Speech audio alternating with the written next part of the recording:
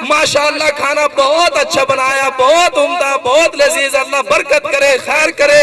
وہ عورت جو روٹی پکا رہی تھی پلے میں رو کر کہنے لگی کہ مفتی صاحب ایک مرتبہ میری ساس کو کہہ دو کہ میں کھانا کیسے بناتی ہوں، جب بھی بناتی ہوں ناک مارتی ہے کہ تجھے کھانا بنانا نہیں آتا، تجھے سبزی بنانی نہیں آتی، اپنے آپ کو چولہے میں جلا رہی ہوں، اپنا خون پسینہ انہیں جلا کے انہیں میں پلا رہی ہوں، تب بھی یہ میرے سے خوش نہیں ہے۔ تو بتائیے کہ وہ عورت درد دل بیان کر رہی تھی۔ آپ ایک مرتبہ کہہ دیں، آپ کے اللہ رب العزت اسی عمل کے اوپر مغفرت کا فیصلہ فرما دیں گے۔ حضرت ہو گئے ادھر شوہر کے گھر والے ناراض بیوی سے، ادھر بیوی کے گھر والے ناراض شوہر سے، اب یہ خاندان ناراض ہو گیا۔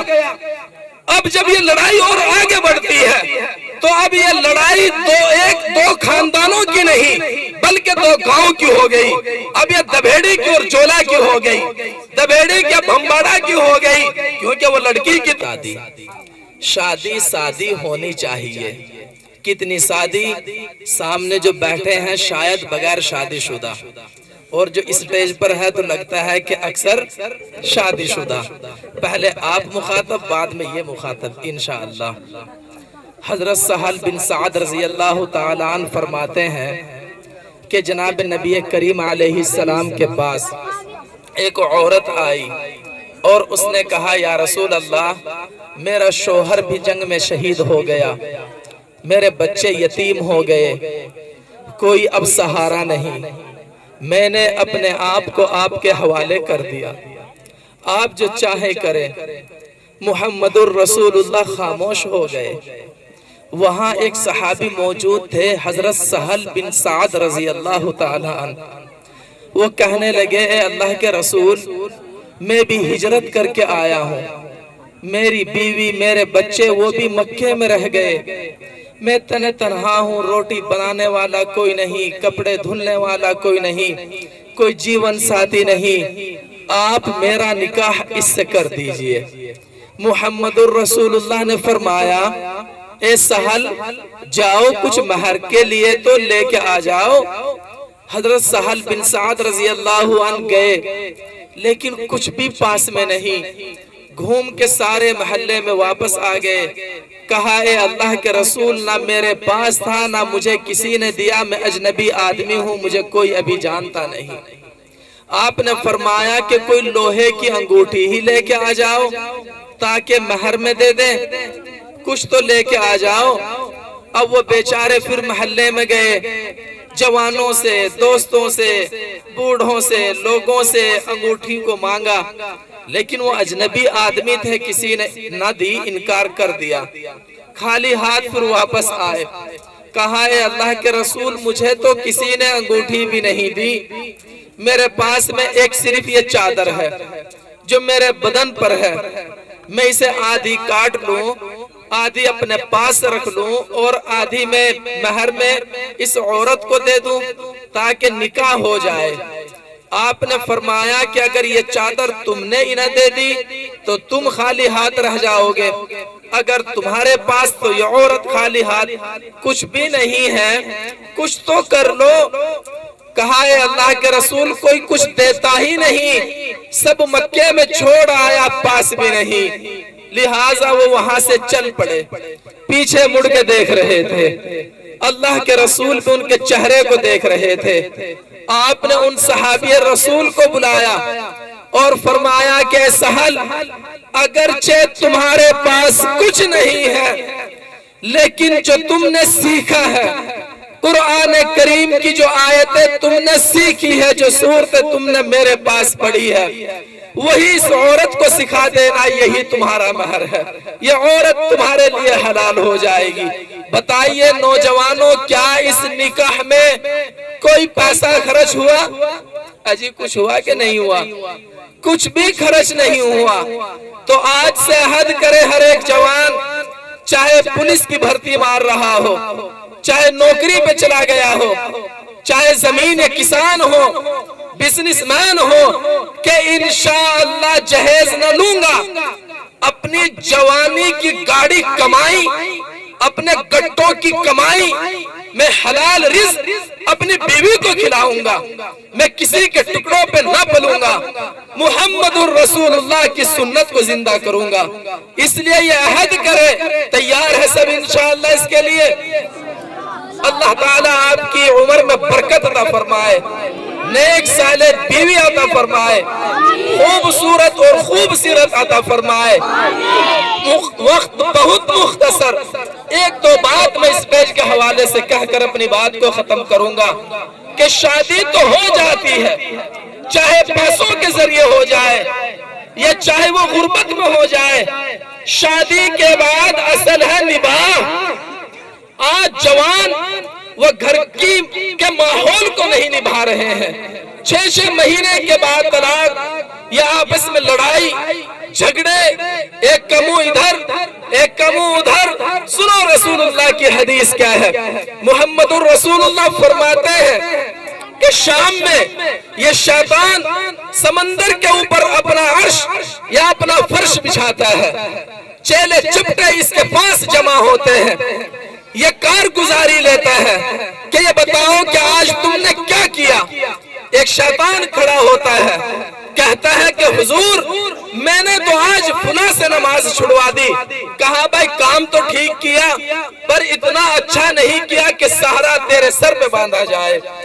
دوسرا کھڑا ہوتا ہے، وہ کہتا ہے کہ حضور میں نے تو فلاں سے زنا یا چوری کرا دی۔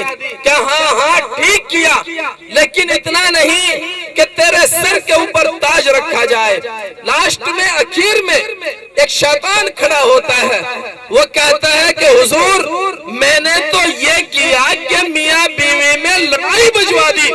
شیطان کھڑا ہو جاتا ہے، کہا واہ واہ تو نے ہی سب سے اچھا کام کیا، یہاں اسے اپنے پاس بلاتا ہے، سینے سے لگاتا ہے، کہا کہ جو کام کیا تو نے کیا، میں آج تجھ سے بہت خوش ہوں، اس مجلس کا سردار میں تجھے بناتا ہوں۔ تو معلوم ہوا کہ لڑائی جھگڑا کرنے والا آپس میں میاں بیوی میں وہ انسان نہیں ہے، آدم کی اولاد نہیں ہے، شیطان صفتی اس کے اندر پیدا ہو گئی ہے، جس کی وجہ سے وہ حیوان یا شیطان کی اولاد کے اندر منتقل ہو گیا ہے۔ شیطان خوشی سے اس کے سر کے اوپر تاج رکھتا ہے، کہتا ہے کہ ماں میں بہت خوش ہوں، آج سے اس مجلس کے سردار تم ہو۔ علماء لکھتے ہیں، قاری طیب رحمت اللہ علیہ خطبات حکیم الاسلام میں، کہ شیطان اتنا خوش کیوں ہوتا ہے اس عمل سے؟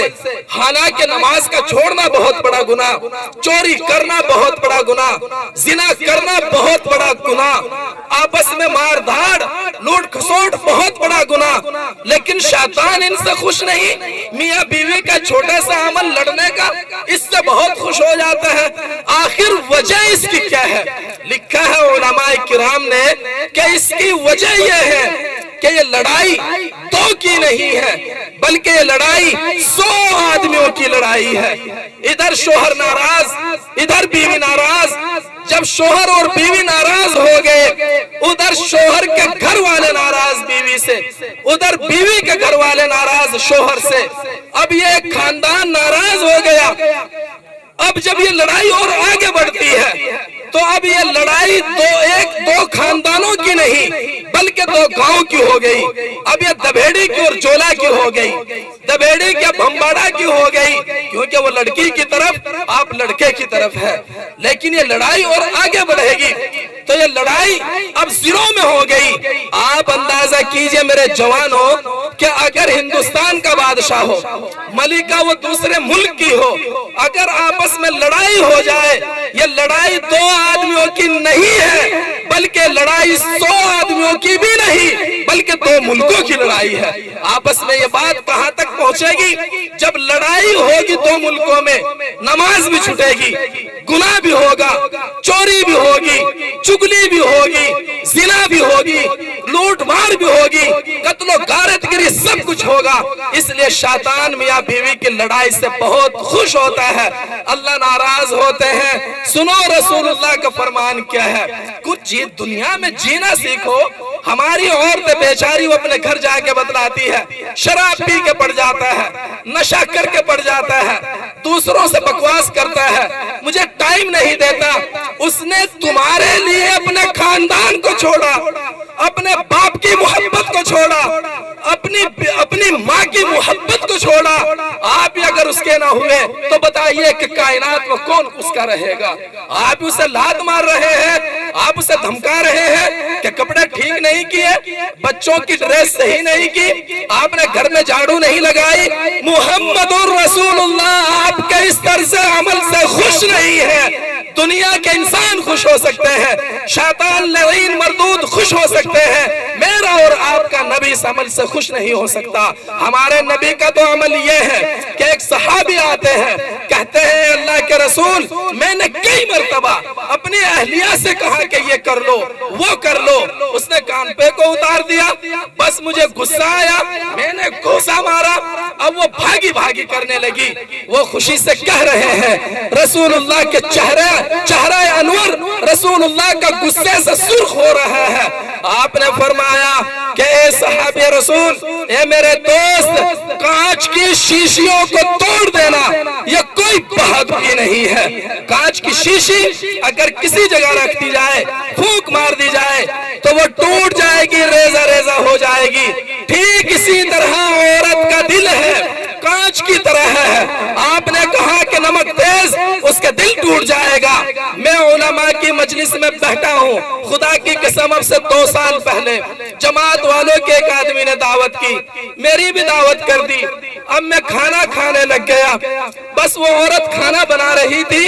میں نے ایسے ہی مولویوں کی عادت ہوتی ہے, ماشاءاللہ کھانا بہت اچھا بنایا, جبکہ کھانا کیسا بھی نہ ہو, میں نے زور سے کہہ دیا ماشاءاللہ کھانا بہت اچھا بنایا, بہت عمدہ, بہت لذیذ, اللہ برکت کرے, خیر کرے. وہ عورت جو روٹی پکا رہی تھی پلے میں رو کر کہنے لگی کہ مفتی صاحب ایک مرتبہ میری ساس کو کہہ دو کہ میں کھانا کیسے بناتی ہوں, جب بھی بناتی ہوں ناک مارتی ہے کہ تجھے کھانا بنانا نہیں آتا, تجھے سبزی بنانے نہیں آتی. اپنے آپ کو چولہے میں جلا رہی ہوں, اپنا خون پسینہ انہیں جلا کے انہیں میں پلا رہی ہوں, تب بھی یہ میرے سے خوش نہیں ہے. تو بتائیے کہ وہ عورت درد دل بیان کر رہی تھی. آپ ایک مرتبہ کہہ دیں, آپ کے اللہ رب العزت اسی عمل کے اوپر مغفرت کا فیصلہ فرما دیں گے. حضرت تھانوی رحمت اللہ علیہ نے لکھا ہے, وہ آپ کی محبتوں کی دل دادا ہے, وہ آپ کے الفاظ کو دیکھنا چاہتی ہے, جو کام اس نے کیا اس کا اظہار چاہتی ہے, جو کپڑے آپ کے دھلے وہ اس کپڑوں میں کیسی سمٹتی ہے. میں نے کتابوں میں پڑھا کہ عورت کو جتنی خوشبو عورت کے بدبودار کپڑے سے آتی ہے اتنی اسے اپنے میک اپ سے نہیں آتی. وہ کیسے گندے کپڑے اٹھاتی ہے اور شوہر کے محبتوں سے دھلتی ہے, پریس کر کے آپ کے سامنے رکھتی ہے. کیا آپ ایک مرتبہ نہیں کہہ سکتے کہ آپ نے اچھا کام کیا؟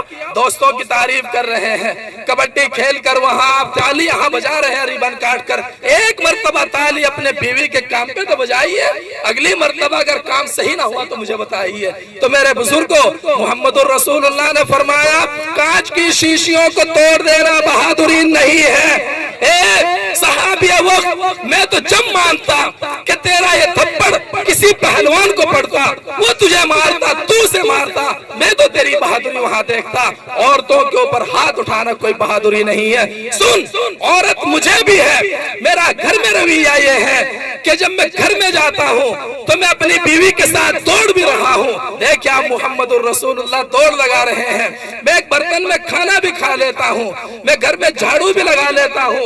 علماء نے لکھا ہے کہ رسول اللہ عورت کے ساتھ کیوں دوڑ رہے ہیں, جبکہ کوئی شرعی مسئلہ نہیں, بغیر دوڑے بھی کام چل سکتا ہے, کوئی فرض نہیں. لکھا ہے اس لیے دوڑ رہے ہیں تاکہ عورت کی دل جوئی ہو جائے, عورت کا دل خوش ہو جائے. عورت کا دل خوش کرنا رسول اللہ کی سنت ہے, اللہ کو راضی کرنا ہے. ہاں سنو, جب تو برتن ہے, آخری حدیث, تو وہ کھڑک بھی جاتے ہیں. جب لڑائی ہو جائے تو یہ لڑائی آپ کی آپ سے باہر نہیں جانی چاہیے, میاں بیوی میں ہوتی ہی ہے. محمد الرسول اللہ کے یہاں بھی ہوئی, لیکن اس کا حل کتنا پیارا ہے. حضرت عائشہ رضی اللہ تعالیٰ عنہ کہتی ہے, انہا فرماتی ہے کہ ایک مرتبہ میرے میں اور رسول اللہ میں تو میں ہو گئی. جب تو میں ہو گئی آپ کو غصہ سا آیا, آپ نے فرمایا کہ عائشہ جاؤ اپنے ابو کو بلا کر لاؤ, جو وہ فیصلہ کریں گے مجھے منظور ہوگا۔ بہرحال حضرت عائشہ یہ بھی افضل الناس بعد الانبیاء کی لخت جگر تھی، کائنات میں بڑے انسان کی اولاد میں سے تھی، وہ بھی غصے میں گھر چلی گئی۔ حضرت ابو بکر اپنے ابا سے کہنے لگی رسول اللہ ناراض ہے۔ حضرت ابو بکر رضی اللہ عنہ بھی آئے، حضرت عائشہ بھی آئی۔ حضرت ابو بکر رضی اللہ عنہ نے کہا سنو جوانوں، کان کھول کر سنو۔ کہا کہ یا رسول اللہ معاملہ کیا ہے، معاملہ کیا ہے بتائیے۔ آپ نے فرمایا اے عائشہ یہ بتا کہ تو بتائے گی یا میں بتاؤں گا۔ یہاں سے مسئلہ نکلتا ہے کہ عورت کو بولنے کا حق ہے، عورت کو بولنے کی اجازت ہے۔ جب گھر میں لڑائی ہوتی ہے تو یہ شوہر تو کہتا ہے کہ تو بک بک کر رہی ہے، اس کے بک بک کرنے سے کچھ نہیں ہوگا، ہاں تیرے بک بک کرنے سے سب کچھ بگڑ جائے گا۔ تو اپنے آپ کو کنٹرول کر لے، نظام سدھر جائے گا۔ وہ کتنا بھی کنٹرول نہ کرے تو اس کے کرنا کرنے سے نظام بگڑ ہی نہیں سکتا ہے۔ تو دیکھو محمد الرسول اللہ اماں عائشہ کو بولنے کی اجازت دے رہی ہے۔ عورت کا ناز ہے، اس کا نخرہ ہے، اس کا ادھیکار ہے، اس کا حق ہے کہ وہ شوہر کو اپنی کمی بھی بتائے، اپنی خوبی بھی بتائے، اپنی بیماری بھی بتائے، اپنی اچھی اور بری بات بھی بتائے، غصے سے بھی بتائے، نرمی سے بھی بتائے۔ یہ عورت کو رسول اللہ نے حق دیا ہے، ہم کون ہیں اسے چھیننے والے کہ تو بولتی ہے خاموش کیوں نہیں رہتی۔ آپ نے فرمایا کہ عائشہ یہ بتا کہ تو بتائے گی یا میں بتاؤں گا۔ عائشہ کہنے لگی اے محمد ابن عبداللہ بتائیں گے تو آپ ہی، مگر ٹھیک ٹھیک بتلانا۔ جو زور سے کہا ابو بکر رضی اللہ عنہ کو غصہ آیا، ایک تھپڑ ان کی کوکھ میں رسید کیا، کہا کہ تجھے حیا نہیں آتی، تو رسول اللہ کے سامنے اپنی آواز کو بلند کر رہی ہو۔ رسول اللہ ٹھیک نہیں بتلائیں گے تو دنیا میں کون انسان ٹھیک بتلائے گا۔ لہٰذا جب ایک کھوتا مارا حضرت عائشہ کی کوکھ میں، وہ اتنے زور سے لگا کہ وہ دور گئی۔ دوسرا تھپڑ بھی اٹھانے کے لیے چلے، حضرت عائشہ ڈر کے مارے محمد الرسول اللہ کے پیچھے چلی گئی۔ آپ نے فرمایا ابو بکر رک جا، ہم نے تمہیں فیصلے کے لیے بلایا تھا، سزا دلوانے کے لیے نہیں بلایا تھا۔ یہ ہمارا اور ان کا معاملہ ہے، لہٰذا جاؤ تم اپنے گھر چلے جاؤ، ہم اپنا معاملہ خود سلجھا لیں گے۔ اب حکم پیغمبر ابو بکر رضی اللہ عنہ چلے گئے۔ آپ نے مڑ کر مسکرا کر عائشہ سے فرمایا عائشہ دیکھا نا، دوسرے تھپڑ سے بھی میں نے ہی بچا لیا، ورنہ وہ تو مارنے کے لیے تیار تھے۔ عائشہ کے لبوں پہ مسکراہٹ آ گئی، گھر کی لڑائی ختم ہو گئی۔ اگر آپ بھی اس نسخے کو اپنا لو تو خدا کی قسم سدا یہ گھر سدھر جائے گا۔ اگر آپ بگڑ گئے تو نظام بگڑتا چلا جائے گا۔ ہمیں مزہ ہی نہیں آتا جب تک کہ تھانے کچہری نہ ہو جائے، جب تک کہ 10-20 آدمی یہاں اکٹھے نہ ہو جائے، پنچایت ونچایت نہ ہو جائے۔ محمد الرسول اللہ کے گھر لڑائی ہوئی، لیکن لڑائی کو وہی دفن کر دیا۔ کتنے پیارے انداز میں، یہ لڑائی نہ کوئی پولیس آپ کی حل کر سکتی ہے، نہ پنچایت حل کر سکتی ہے، یہ تو آپ اور آپ کی بیوی حل کر سکتی ہے۔ جہاں لڑائی ہوئی ابتدا ہو وہیں اس کی انتہا بھی کرنی چاہیے۔ اللہ مجھے کہنے سے زیادہ عمل کی توفیق نصیب فرمائے۔ سبحان اللہ۔